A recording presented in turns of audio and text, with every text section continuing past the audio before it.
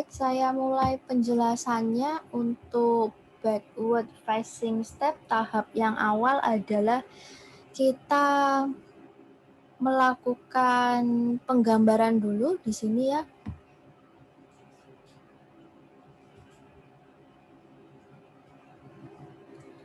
Di sini dipilih paketnya adalah fluid flow, fluent. Kita drag saja ke kanan. Nanti ada geometri, mesh, setup, solution, dan result. Kita kasih nama backward facing step. Kemudian kita masuk ke preprocessing, ya ini menggambar. Jadi di sini gambarnya pakai space claim. Jadi sebenarnya kalau diklik 2 itu kita bisa pilih design modeler atau space claim. Nah, kali ini menggunakan space claim. Jadi kalau misalkan sulit diklik itu ya bagian geometri, kita klik aja yang atasnya. Ini mungkin agak lama prosesnya, belum keluar. Atau cara yang kedua adalah kita paskan di geometri kemudian klik kanan. Itu biasanya nanti cukup cepat. Ini masih nunggu sampai splash scheme-nya terbuka. Oke, ini sudah kebuka ya space claim-nya. Kemudian kita pilih, karena 2 dimensi kita bisa pakai dimensi X, Y, Z-nya kita klik, kemudian kita pilih sketch. Di sini keluar sketch-nya, kita klik di bidang luar, terserah posisinya di mana. Kemudian kita pilih kotak ya di sini. Kemudian muncul di situ ukurannya. Untuk memastikan kita lihat unit, caranya diklik file, space claim option, kemudian nanti akan keluar unit. Pilih unit, pastikan satuannya apakah kita menginginkan milimeter, senti, atau meter. Di sini adalah senti. Kemudian kita masukkan ukuran yang diperlukan, berapa ukurannya. Misalkan 15 kali 15 cm kali 100 cm. Ini ya.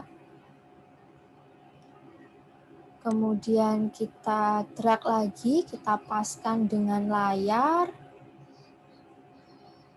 Kalau sudah, sekarang kita buat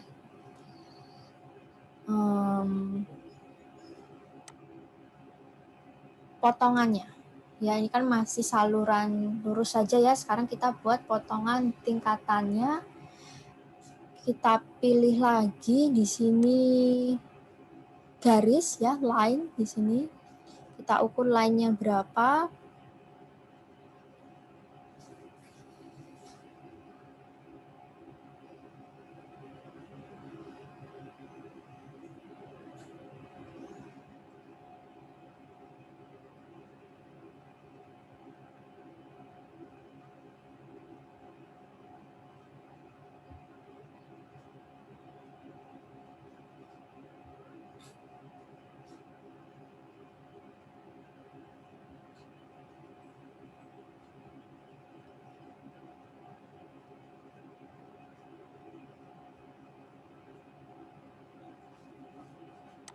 Oke, ini diulangi lagi ya, sebentar.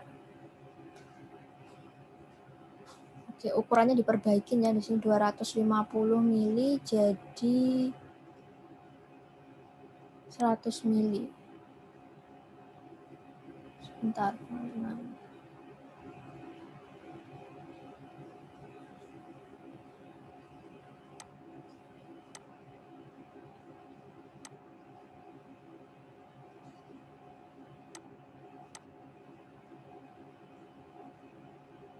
Oke, kurang panjang tadi ya, 250 kali 1000.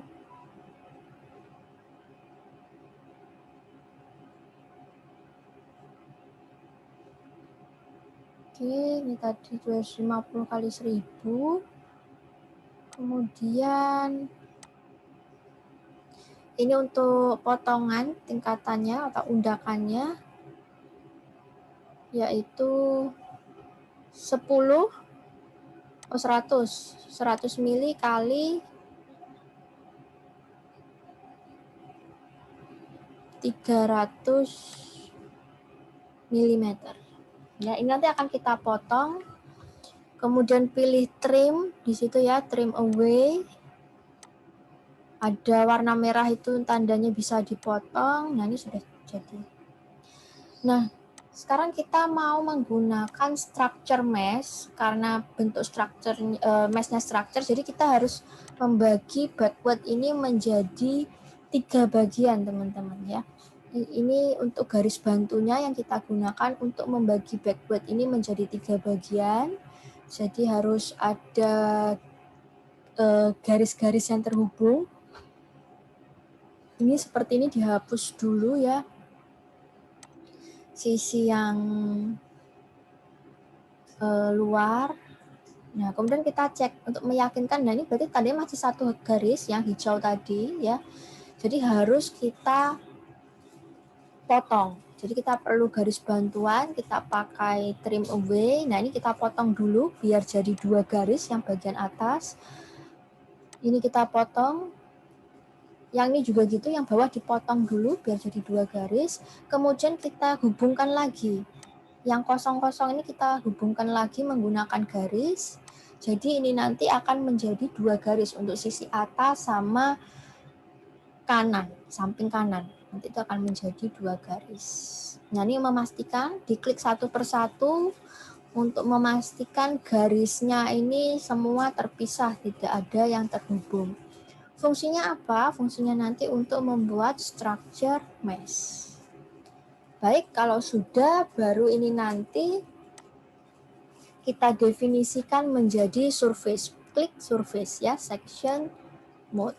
Warnanya nanti akan berubah menjadi seperti ini ya. Ini kita select lagi, di situ sebenarnya sudah terputus-putus garisnya ya. Diklik lagi, semua sudah terputus-putus. Kalau sudah berarti tandanya siap, ini semua sudah didefinisikan surface, kita bisa ke meshing. Untuk meshing sendiri sama, ini tinggal kita turunkan ke bawah ya. Nah, itu sudah centang, berarti tandanya sudah oke untuk geometri. Sekarang kita ke mesh. Jadi ada 2 simbol anak panah ya. Kemudian ada tulisan starting meshing di situ, kiri bawah, menandakan proses jendela meshingnya sedang dibuka. Jadi teman-teman jangan terlalu banyak ngeklik karena bisa memperlambat meshingnya terbuka atau nanti not responding ini udah mulai kebuka ya. Dia mengconvert geometrinya tadi. Nah, ini ya tampilannya jendelanya langsung isometris. Nah, ini kita pastikan lagi sudah menjadi 3 area. Sekali lagi, mesh yang kita gunakan bukan mesh default, tapi kita menggunakan structure mesh. Kemudian kita lakukan sizing ya, untuk satu persatu kita klik di sini mesh. Ya, pastikan CFD, Physics Preference-nya, kemudian pilih mesh control, sizing. Di sini garisnya satu persatu didefinisikan. Geometry no selection. Ya. Di sini kita pilih garis, yaitu edge. Kita pilih edge, kemudian diklik satu persatu, mulai yang inlet dulu di sini, atau sisi yang vertikal untuk area yang atas. Ya, yang berhadapan 3 garis ini menandakan sizingnya sama, jadi kita klik ketiganya. Sampai warnanya hijau ya, itu tekan tombol shift, klik lagi garis yang lain, masih tombol shift-nya ditekan, klik lagi 3 edge. Nah, itu sizingnya warnanya kuning, jadi masih besar ya. Jadi kita perkecil dulu untuk sizingnya, pilih bias type. Nah, ini garisnya dia mau rapat kemana? Ya, kalau ini kita pilih nanti rapat atas dan bawah, atau tepinya, tepi atas dan bawah rapat, sedangkan tengahnya lebih renggang. Default size-nya kita kasih 0,2, ini masih coba-coba ya. Dia masih ngumpul di tengah. Bias faktornya, bias type-nya kita pilih yang lain, ini kita coba lagi. Ternyata masih belum muncul. Kita pilih jenis garis yang lain.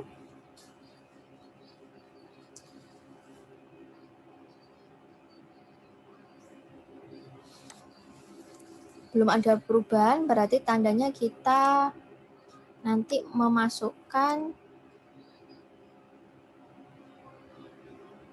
belum muncul ya. Berarti kita masukkan angka di bias faktornya.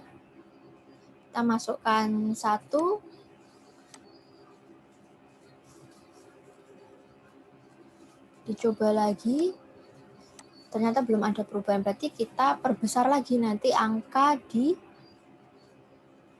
bias faktornya. Atau kita ke elemen size-nya dulu, di sini diperkecil 0,1, ya sedikit kelihatan dia ke atas dan ke bawah. Untuk warna kuning di situ 0,01 diperkecil lagi, 0,05. Oke, 3 warna kuning dikecil lagi 0,01. Nah, ini mulai kelihatan ya, sudah kecil-kecil warna kuningnya. Ini kuning-kuningnya sudah kecil, ini nanti yang menandakan kolom-kolom meshingnya. Kemudian kita pilih di sini biasnya yang mana, rapat atas dan bawah.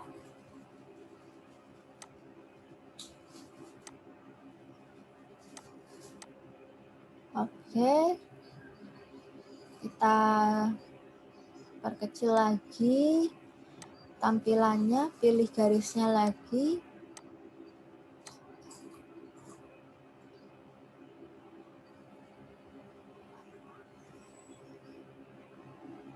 Oke, ini baru menambahkan bias faktornya, dicoba 2. Oke, ternyata rapat bawah saja. Kalau tipenya itu kita pilih yang bawah sekarang. Kalau ini rapat tengah, jadi kalau teman-teman perhatikan ini kuningnya rapat tengah, pilih lagi yang atas, baru ini rapat atas dan rapat bawah. Baru ini yang tepat ya. Ini rapat atas dan rapat bawah.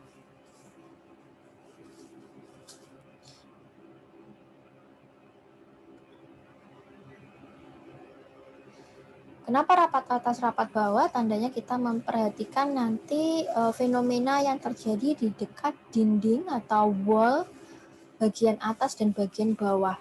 Kita perlu analisa itu sehingga meshing atas dan bawah perlu kita rapatkan. Kemudian kita pilih garis yang berhadapan lainnya. Di sini dipilih garis. Oke, itu yang diklik ya. Kemudian pasangannya, sebentar, ini mungkin ke sizing lagi. Oke, kita pilih sizing lagi, ini sizing yang kedua ya. Kemudian pasangannya adalah yang di bawah. Tombol shift-nya ditekan, apply ya.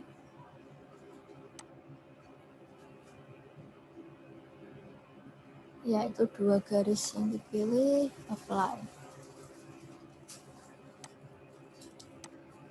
Kemudian jenisnya ini nanti akan rapat ke sisi kiri ya, hanya rapat kiri saja. Kalau garis yang ini bias faktornya kita masukkan 3, ini masih rapat tengah ya. Kalau ini rapat tengah kita pilih jenis yang lain.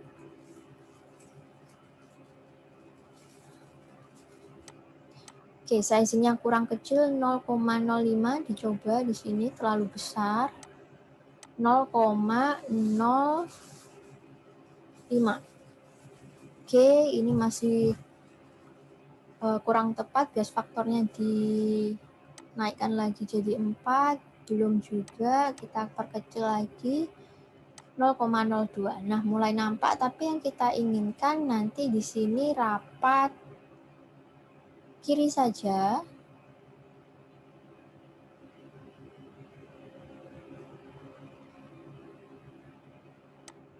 Atau kalau yang di contoh ini rapat kiri dan kanan, boleh, enggak apa-apa.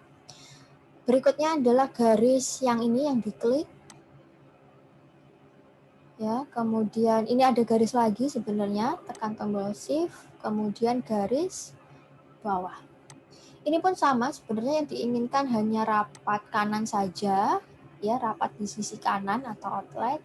Tapi kalau mau rapat kanan dan kiri, enggak apa-apa. Kita lihat di sini nanti dia rapat kemana ya. Ini masih belum rapat ya, dia masih seimbang, bias faktornya 3.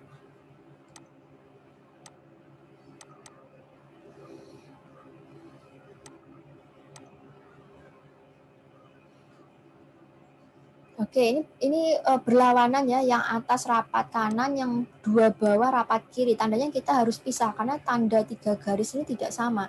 2 garis bawah rapat kiri, sedangkan yang atas dia rapat 2 garis bawah rapat kanan, sedangkan yang atas rapat kiri. Jadi ini kita harus pisah nih, ya. Yang atas mungkin sendiri kita buat edge sizing sendiri, kemudian 2 yang bawah kita buat edge sizing sendiri. Nah, ini dipisah ya, yang atas nanti dibuat sizing sendiri karena panahnya berbeda. Jadi perhatikan yang warna abu-abu, kemudian ini elemen size-nya 0,05. Terlalu besar ya. 0,05. Nah, ini kelihatan rapat kiri.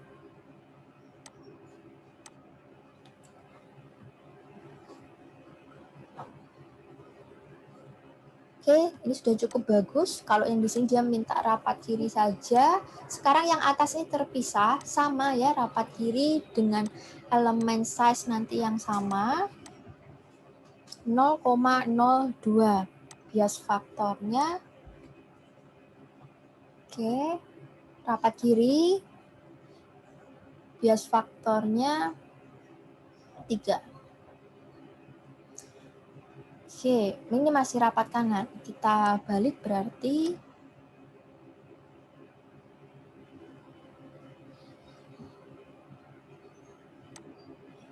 nah, ini rapat kiri ya. Memang 3 garis ini berseberangan, cuman ketika edge sizing harus dipisah karena panah abu-abu kalau teman-teman perhatikan di situ berbeda, 2 garis bawah dengan 1 yang atas. Sekarang kurang garis ini untuk mengecek kembali ya, semua yang sudah di sizing itu dicek kembali.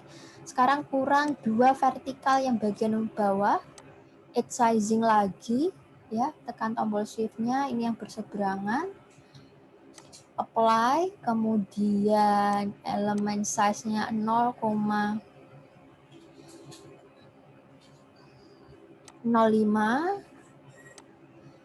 bias type-nya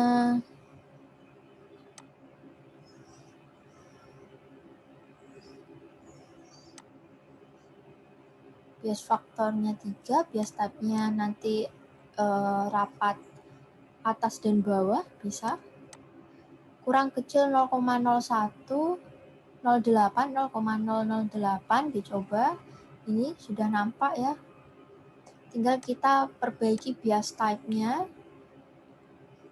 Yang diinginkan rapat atas dan bawah, bias faktornya 3. Begini. Nah, kalau gini sudah ya terstruktur ya, semuanya punya sizing sendiri.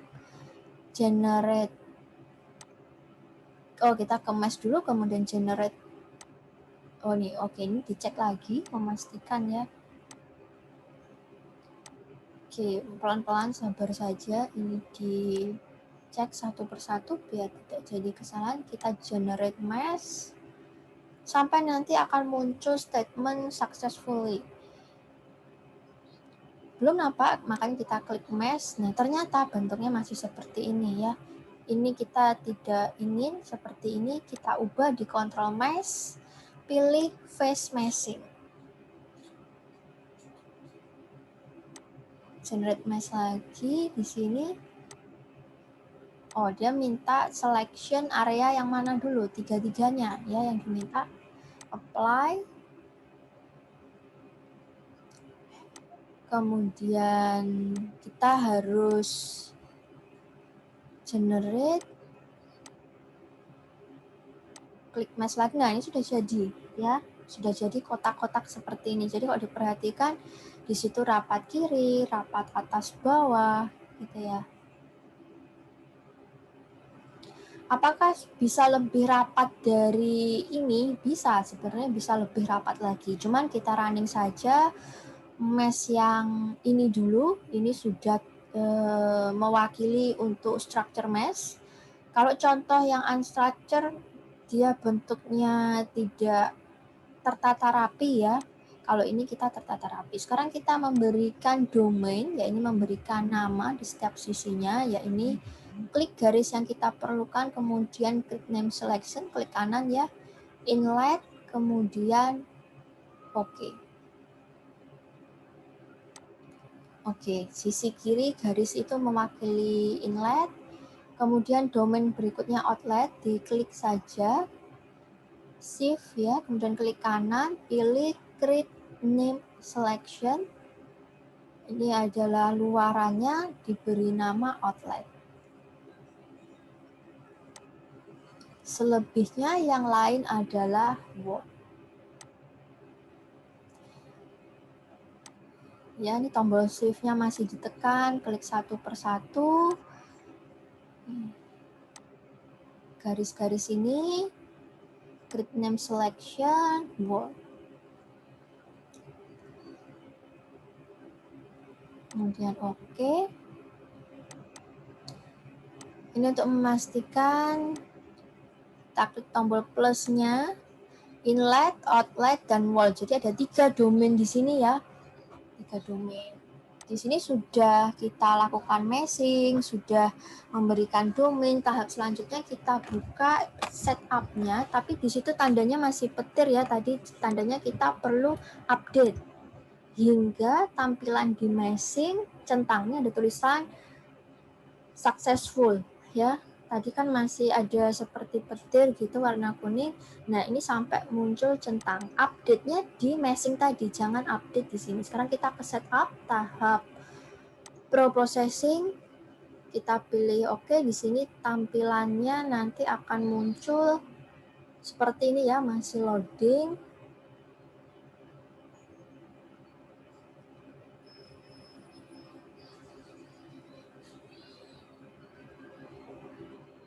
Baik, sebentar.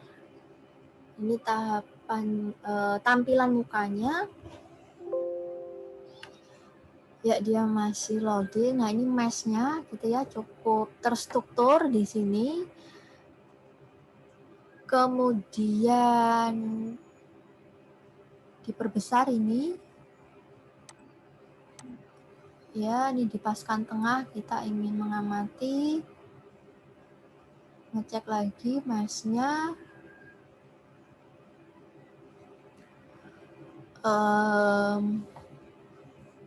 Oke, kita ke general dulu. Kita pilih percepatan gravitasi ke arah sumbu Y, sesuai sumbunya negatif ya, mestinya di situ.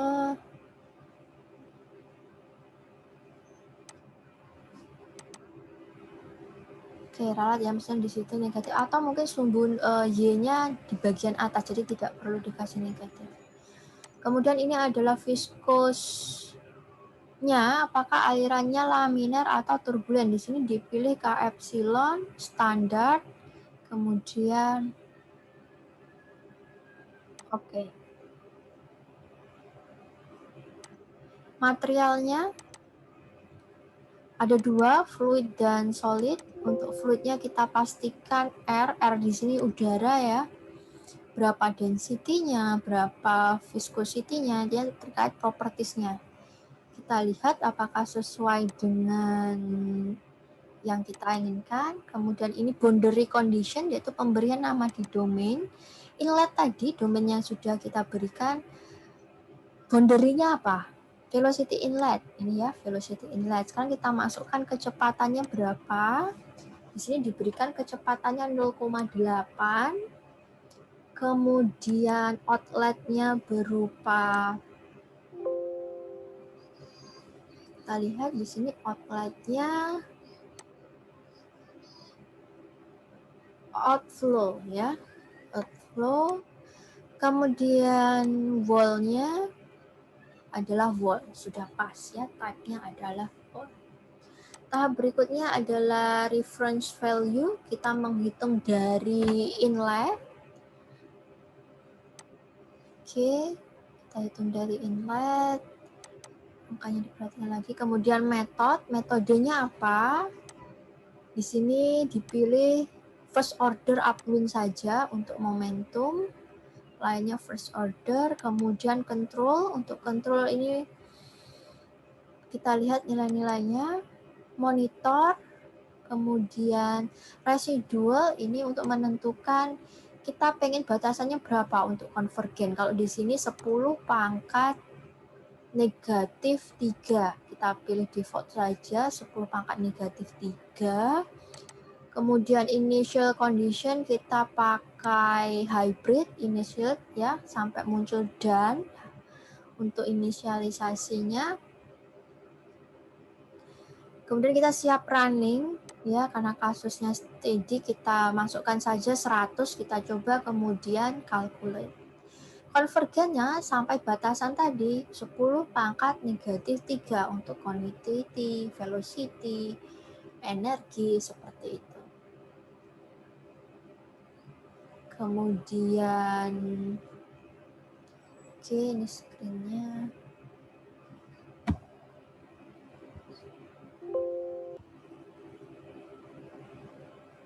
Oke, ini tahap kalkulasinya.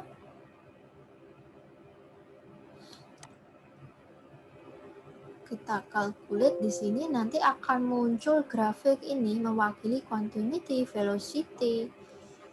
Karena kita tadi menggunakan K epsilon, muncul ya. Ini sampai konvergen di iterasi, kita lihat, kita naikkan sedikit, 100 ternyata belum konvergen. Kita calculate lagi, ya 100 belum konvergen, kita tambahkan, sampai muncul calculation complete, tandanya case ini sudah konvergen di iterasi 149 sampai keluar statement yang saya bold warna biru ya. Sudah konvergen, kemudian kita siap untuk ngambil data kontur. Kita ke grafik, kemudian pilih kontur. Di sini yang diplot adalah kontur dari velocity ya, interior surface, kemudian shift and display, terlihat di sini ya, masih bolong-bolong seperti itu. Di sini tampilannya tidak begitu bagus, ini dicoba pattern-nya dulu.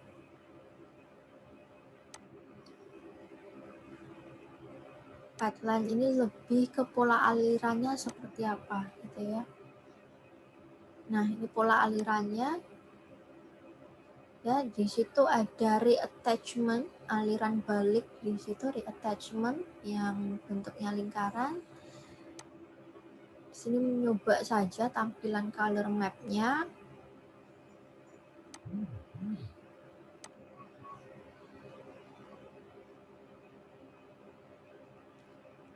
Oke, sekarang ngambil datanya di setup tadi kurang begitu mewakili, diambil data dari result saja yang paling bawah. Ini tahapan post processing ya, starting CFD post, tandanya lagi buka jendelanya, ini tampilannya. Memang seperti ini ya, kalau buka balik lagi ke Fluent, kemudian buka lagi baru jendelanya untuk yang result.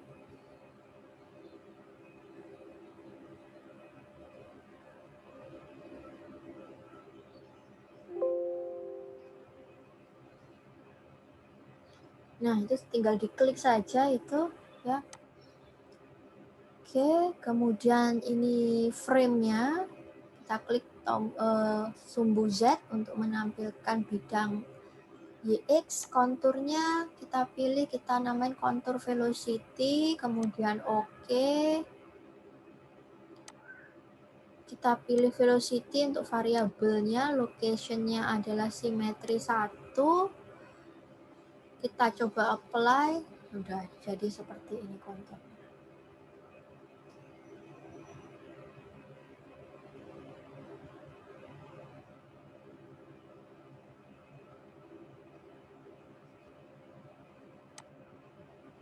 Kita tambahkan konturnya di sini jadi 20 ya. Seperti ini tampilannya, warnanya lebih banyak, range-nya 25. Terlihat ya berbeda di situ.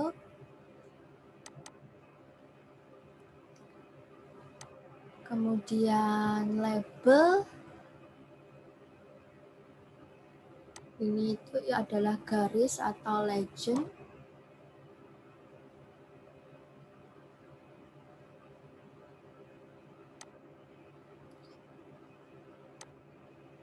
Ini presisi untuk garis warnanya ya, diganti menjadi 2. Muncul legend yang itu ya. Kalau misalkan kita tidak ingin pakai bawaan, kita pengen buat legend sendiri, caranya seperti ini.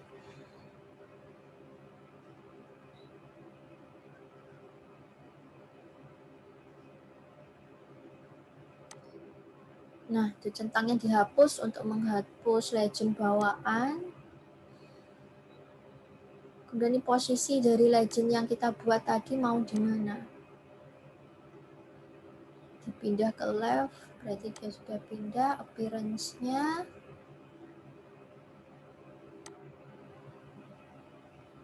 dibuat 1, value tick-nya dibuat 3.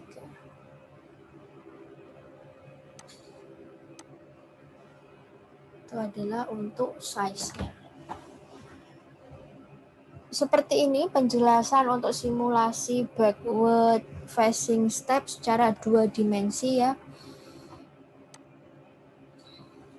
Ini memperbaiki tampilan dari legend-nya ya. Coba-coba cocoknya di mana.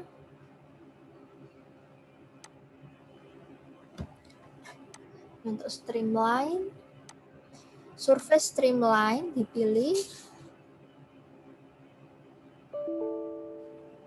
Oke, ini karena belum dipilih ya, surface-nya belum dipilih jadi error. Kita pilih simetri 1. Nah, sebenarnya nampak di situ ya, ketumpuk dia dengan kontur. Color-nya kita ganti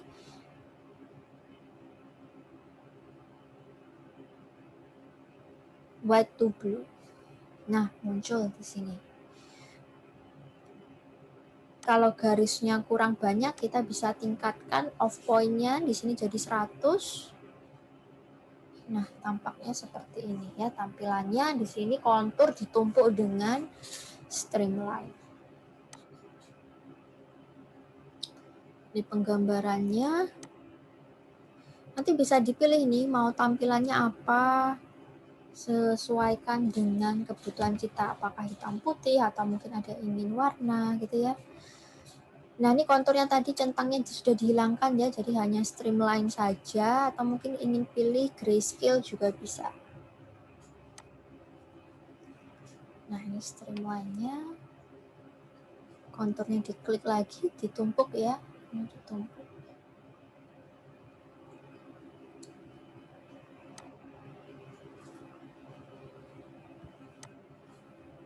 Oke, ini dipaskan, ini mau di-capture gambarnya, jadi dipaskan dengan layarnya.